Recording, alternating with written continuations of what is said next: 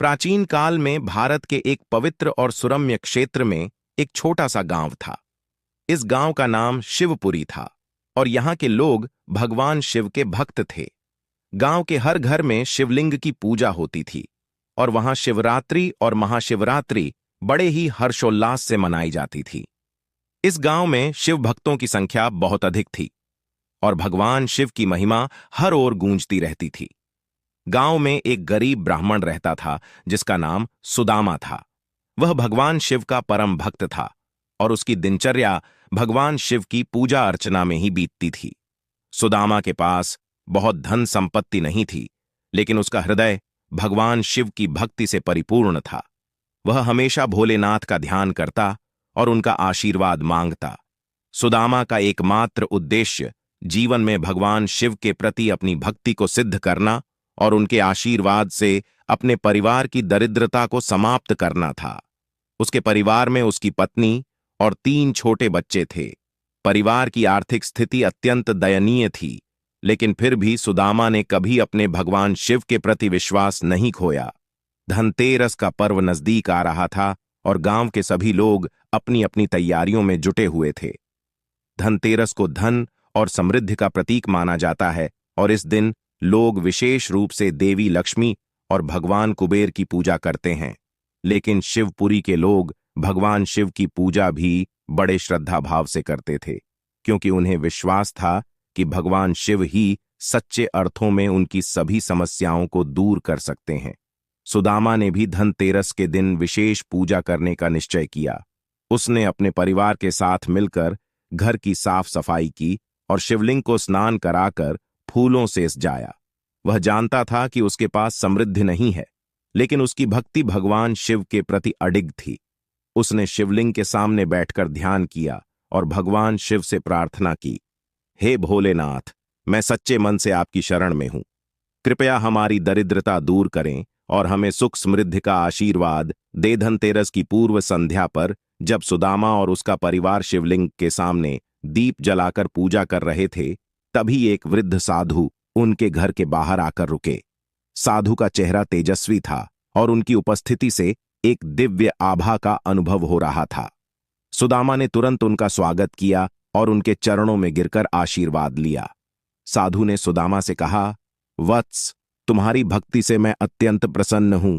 भगवान शिव की कृपा तुम पर अवश्य होगी, लेकिन इसके लिए तुम्हें एक कठिन तपस्या करनी होगी। क्या तुम इसके लिए तैयार हो?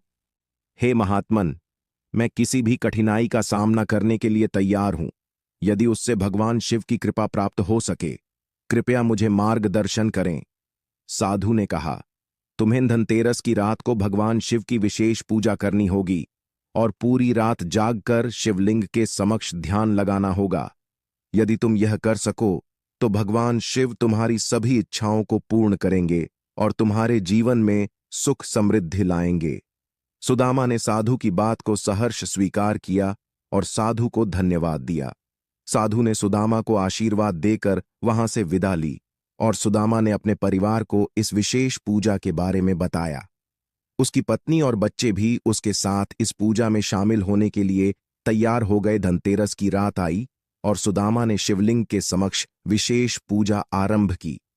उसने अपने परिवार के साथ मिलकर भगवान शिव का अभिषेक किया, मंत्रों का जाप किया और शिवलिंग के चारों ओर दीप जलाए।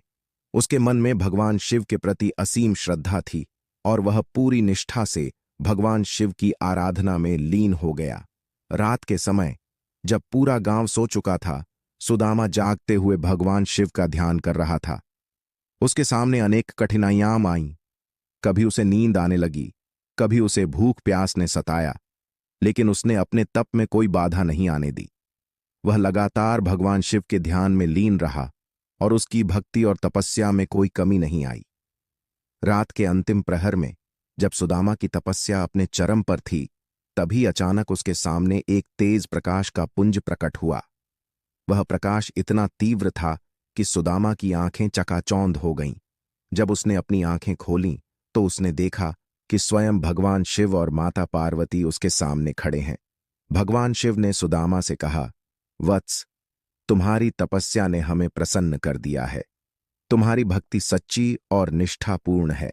आज से तुम्हारी दरिद्रता समाप्त हो जाएगी और तुम्हारे जीवन में समृद्धि का वास होगा।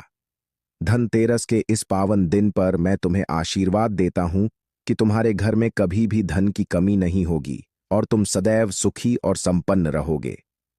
सुदामा ने भगवान शिव और माता पार्वती के चरणों में गिरकर धन्यवाद दिया और कहा, हे महादेव, मैं तो केवल आपकी भक्ति करना चाहता था। मुझे आपकी कृपा के सिवाय और कुछ नहीं चाहिए। भगवान शिव ने मुस्कुराकर कहा, तुम्हारी यही भक्ति और निश्चलता तुम्हें समृद्धि प्रदान करेगी। जीवन में सच्ची समृद्धि केवल धन संपत्ति से नहीं, बल्कि भक्ति और शांति से होती है। तुम्हें अब किसी भी प्रकार की चिंता नहीं करनी चाहिए।